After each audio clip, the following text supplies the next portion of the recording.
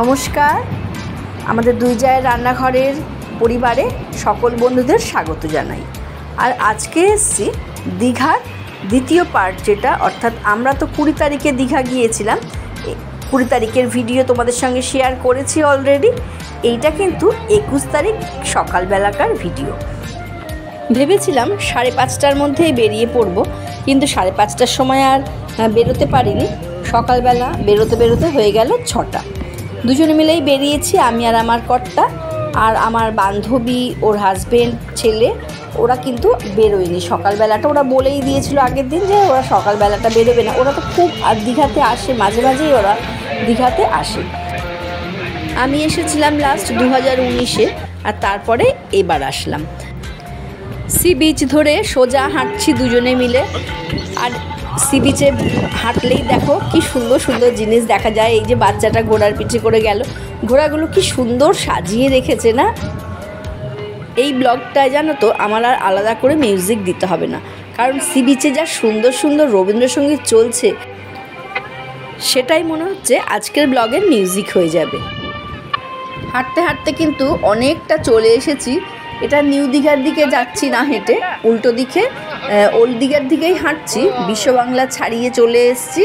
আরও বেশ কিছুটা হাঁটতে বলছে ওই দিকটা নাকি আরও সুন্দর আছে। দেখো চা বিক্রি হচ্ছে এখানে। এবার জানো তো আমরা আর বাইরে একটা দিনও চা খাইনি। আমরা পুরো চায়ের সরঞ্জাম নিয়ে এসেছি, বা আমরা হোটেলের মধ্যেই চাটা করে নিচ্ছি। ডাবগুলো দেখতে কি সুন্দর লাগছে। যেখানেই তুমি সমুদ্রের পাড়ে বেড়াতে যাও, যেখানেই তুমি বিচ ধরে হাঁটো, দেখবে ডাব কিন্তু তুমি দেখতেই পাবে। সি বিচ ধরে বেশ কিছুটা হেঁটে এসে দেখছি এই দিকটা কিন্তু বেশ ফাঁকা ফাঁকা। ওই পাশটা যেখানটা দিয়ে একদম ওল্ড দীঘার মাঝখানটা, সেখানটা এত ভিড়, মানে দিনের বেলা সন্ধেবেলা তো পা রাখার জায়গা হয় না, আর দিনের বেলাও ভিড় দেখলাম। আর এই দিকটা কিন্তু বেশ ফাঁকা ফাঁকা। দেখো এইখানটা বিশ্ব বাংলার এই জায়গাটা খুব সুন্দর করে সাজানো, এই যে দীঘা লেখা রয়েছে।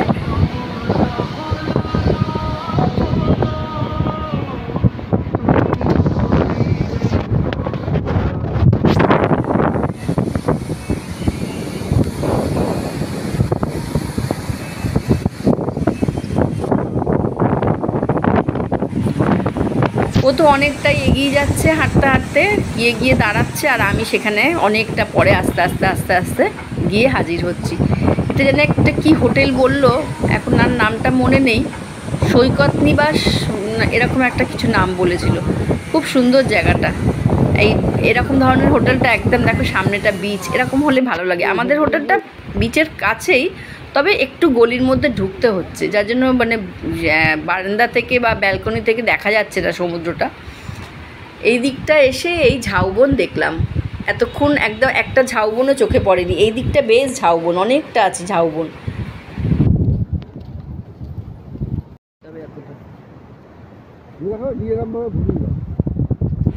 আর দেখো সি বিচে তো যাওয়ার উপায় নেই, এত বড় বড় সব বোল্ডার ফেলে রেখেছে। এখান দিয়ে কি করে যাব? যাদের অভ্যেস আছে বা কম বয়সী ছেলেমেয়েরা হলে হয়তো টপকে টপকে যেতে পারে, আমরা পারবো না, পাটা বেঁকে যাবে। ওই জন্য আর রিস্কও নিইনি। আবার এইখানেও বোল্ডার, দূর থেকেই সমুদ্র দেখছি। এ পাশটা দেখে আবার হোটেলের উদ্দেশ্যে রওনা হলাম। আর দেখো এই মাঝপথে না আসার সময় এগুলো দেখা হয়নি। বুড়া মাছ দেখো, বুড়া মাছ সোচো, বুড়া মাছ সুনো, এইগুলো না ওই ফেং শুই, জানো তো, এগুলো সব মডেল করে রাখা আছে। এখানে একটা দাবার কোট আছে, দাবার কোটের মধ্যে গুটিগুলো এরকমভাবে মডেল তৈরি করে রাখা আছে। ভালো লাগলো বেশ দেখতে। আর দেখো এর নামই শিশু। গাড়ির মধ্যে বসে কি আনন্দ, কি নাচ করছে, আর ওই যে গান চলছে, গানের সঙ্গে নাচ করছে। আবার যেই গানটা থামছে অমনিও নাচ থামিয়ে দিচ্ছে।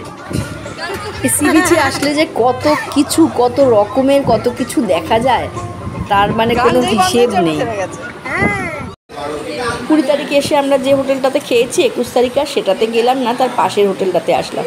কারণ ওই হোটেলটাতে না ভীষণ ভিড় হয়, ওই জন্য এই হোটেলটাতে আসলাম, পাশেরটাতে। আর এখানে জানো তো খাওয়া দাওয়া মোটামুটি সব হোটেলেই একরকম, ডাল, আলু পোস্ত, একটা শুক্তো, আলু ভাজা, মাছ, যে মাছ তুমি নেবে, মোটামুটি একই রকমের খাওয়া দাওয়া, পরিষ্কার পরিচ্ছন্ন আছে মোটামুটি। এবার দেখো সন্ধেবেলা বেরিয়েছিলাম, ওই বিশ্ব বাংলার দিকেই গেলাম, কারণ ওপাশটায় তো ভীষণ ভিড়, ওল্ড দীঘার একদম মাঝামাঝি জায়গায় ভীষণ ভিড় থাকে, ওই জন্য এখানটাতে আসলাম। বসার জায়গা প্রচুর রয়েছে। 22 তারিখ সকাল সানগ্লাস কিনছে বান্ধবী, ওর সানগ্লাসটা ভেঙে গেছে, তাই উদয়পুরে এসে সে সানগ্লাস কিনছে। আমাদের প্রোগ্রামটা একটু চেঞ্জ হয়েছে।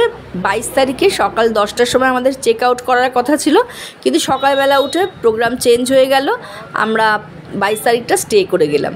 তো সেই জন্য স্নান টান করে আমরা চলে এসেছিলাম উদয়পুরে। এই উদয়পুরে আমি কখনো এর আগে আসিনি, ওরা আগের বারে এসেছিল, ওদের খুব ভালো লেগেছে, ওই জন্য এবারেও বলল উদয়পুরটা আরেকবার বেড়াবে। তো চলে এসেছি উদয়পুরে, দেখা যাক ভেতরে কি রয়েছে।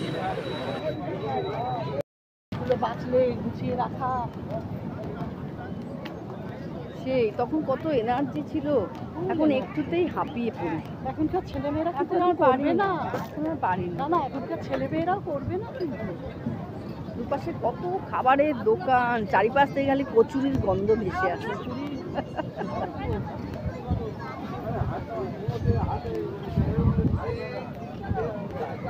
সমুদ্র এসে গেছে গেছে এখানকার সমুদ্রটা মনে হয় অনেকটা এগোনো না? না এখন জোয়ার আছে, ওই জন্য জলটা একদম কাছে। কিছুদিন আগে ইউটিউবে দীঘার সমুদ্র খুব ভাইরাল হচ্ছিল, মানে যতবার স্ক্রল করছি বারবার দীঘার সমুদ্রের ভিডিও আসছিল। তখন দেখছিলাম যে প্রচণ্ড ঢেউ আছড়ে পড়ছে, ওই সময় মরাকটাল এরকম একটা কিছু ছিল। আর ওই সময় থেকেই সমুদ্রটা অনেকটা এগিয়ে এসছে এই উদয়পুরে। এখানকার লোকজনের মুখে যা শুনলাম, মানে সমুদ্রটা এখন অনেকটাই ভেতরে ঢুকে গেছে। এখানে একদম সমুদ্রের বলে জলের পা ডুবিয়ে মাছ ভাজা খায় এখানে বসে সবাই। তো সেরকম সেই জায়গাটা একদম নেই এখানে বিক্রি করতে পারছে না। সব দেখলাম চেয়ার টেবিলগুলো সব তুলে রাখা আছে। এই দীঘার উদয়পুর হচ্ছে ওয়েস্ট বেঙ্গল আর উড়িষ্যার বর্ডার। আমাদেরকে দেখিয়ে দিল যে কোন জায়গাটা দিয়ে বর্ডারটা, এদিকটা হচ্ছে পশ্চিমবঙ্গ আর ওদিকটা হচ্ছে উড়িষ্যা। খুব ইচ্ছা ছিল সমুদ্রের জলে পা ডুবিয়ে চেয়ার টেবিলে বসে মাছ ভাজা খাওয়ার, কিন্তু সেটা আপাতত আর হলো না। সমুদ্রের পাড়ে বসে এই ডাবওয়ালার সঙ্গে অনেকক্ষণ ধরে বার্গেনিং হলো, কত দাম দেবে। তো যাই হোক শেষ অবধি রাজি হয়েছে। কত করে নিল বোধহয় 65 টাকা করে নিল। আর ডাব খেয়ে এরা সবাই দেখো ডাবের শাঁসও খাচ্ছে। এরা সবাই খুব ডাবের শাঁস খেতে ভালোবাসে। আমি ডাবের জলটা খেয়েছি, কিন্তু শাঁস খাই না। আমি ডাবের শাঁস খেতে একদম পছন্দ করি না, ওই লেবা বলে না, সেটা আমি পছন্দ করি না। তো এরা সবাই খেয়ে এই বিচে দেখলাম ওপেন একদম দেখো হট ড্রিঙ্কস পাওয়া যায়, অনেকেই এখান থেকে একদম কিনে নিচ্ছে আর ওই বিচে বসেই খাচ্ছে। এটা কিন্তু খুব রিস্কি আমার কাছে মনে হলো, সমুদ্রের ঢেউ এখানে আর এখানে এগুলো খাওয়া। যাই হোক, যার যার ব্যাপার। তো দেখো উদয়পুরে আর বেশিক্ষণ আমাদের থাকা হয়নি, প্রায় 1 ঘন্টার মতো ছিলাম, তারপরে আবার ব্যাক করে চলে এসেছি হোটেলে। এসে আবার স্নান টান করে আবার সেই আগের দিন যে হোটেলটায় খেলাম, 21 তারিখে যে হোটেলটায় খেয়েছি, সেখানেই আবার দুপুরের লাঞ্চ করে নিলাম।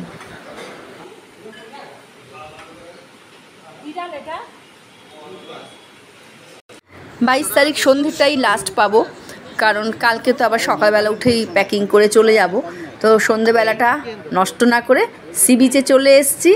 আর দেখো কি সুন্দর লাইটিংগুলো করা, কি ভালো লাগছে দেখতে। অনেকক্ষণ ধরে ছবি তুললাম, জানি না কতটা কি রাখতে পারবো। 23 তারিখ সকাল আবার কর্তাগিন্নি দুজনে মিলে বেরিয়েছি। দীঘার সমুদ্র আরেকবার প্রাণ ভরে 2 চোখ ভরে দেখে নিই, কারণ আবার কবে আসবো তার তো ঠিক নেই। আর সমুদ্রে বেড়াতে আসবো, স্নান করব না, এবার তো স্নানও করলাম না, কারণ সকলেই বারণ করেছে দীঘার সমুদ্রে এখন নামতে। আর একদম পায়ে জল ঠেকাবো না, সমুদ্রের জল ঠেকাবো না, সেটা তো হয় না। খুব সাহস করে পা টিপে চলে এসেছি। ওই যেখানটা দিয়ে একদম এরকম স্ল্যাব মতো করে নামানো আছে, জল এখন সমুদ্রের জলে এখন ভাটা চলছে, সেই জন্য জলটা অনেকটা দূরে আছে, সেই জন্যই একটু সাহস করে চলে আসলাম। এই জায়গাটা তোমরা যখন আসবে না, খুব সাবধানে আসবে, এখানে কিন্তু ভীষণ স্লিপারি, মানে সমুদ্রের জল সমানে আসে তো ঢেউ, ওই জন্য একদম সবুজ হয়ে গেছে, খুব স্লিপারি। আমি খুব পা টিপে আসলাম একটু সমুদ্রের জলে পাটা ডুবাবো বলে। দীঘার ব্লগ তোমাদের কেমন লাগছে? যদি ভালো লেগে থাকে তাহলে অবশ্যই লাইক, শেয়ার, কমেন্ট করে একটা সাবস্ক্রাইব করে দিও। এরপর হোটেলে গিয়ে 10টার মধ্যে রেডি হয়ে বেরিয়ে পড়লাম বাড়ির উদ্দেশ্যে। বেরোতে বেরোতে একটু দেরি হয়ে গেল, কারণ বৃষ্টি শুরু হয়ে গিয়েছিল, সেই জন্য বেরোনোর ভিডিওটা আর শ্যুট করা হয়নি। চলে এসেছি সেই শের বেঙ্গলে। জানো তো, যাওয়ার সময় খেয়াল করিনি এই জায়গাটা রাস্তার দুধারে দুটো শের বেঙ্গল আছে। একটা যাওয়ার পথে পড়ে, দীঘা যাওয়ার পথে পড়ে, আরেকটা ফেরার পথে পড়ে। তো আমরা যাওয়ার পথেও দাঁড়িয়েছিলাম, সেদিনকে আমরা আলুর পরোটা খেয়েছিলাম, আর আজকে ফেরার পথে লাঞ্চ করবে, সেজন্য দাঁড়িয়েছি। যেখান থেকেই বাড়ি ফিরি না কেন, ফেরার সময় অলরেডি আমার মনটা একটু খারাপ তো হয়েই যায়, কারণ বাড়িতে গিয়ে আবার সেই একঘেয়ে জীবন। লাঞ্চের থালি চলে এসছে সমস্ত কাঁসার বাসনে। দেখো, অনেকগুলো ছোট ছোট কাঁসার বাটি, কাঁসার থালা পরিবেশন করেছে। এটা হচ্ছে ভেজ থালি, স্পেশাল ভেজ থালি। এমনি যেটা নর্মাল সেটা হচ্ছে 125 টাকা করে, এটা 150 টাকা করে।